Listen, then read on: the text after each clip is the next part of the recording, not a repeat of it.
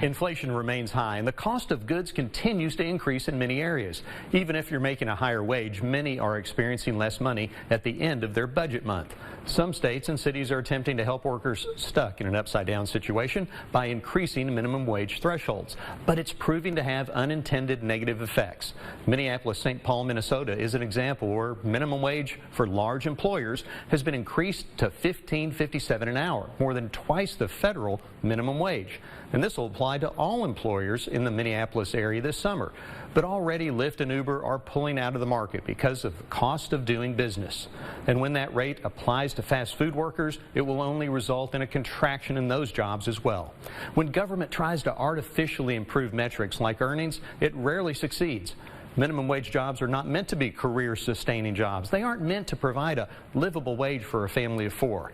These are entry-level spots that will, over time, allow employees to learn the business and advance up vertically into the business.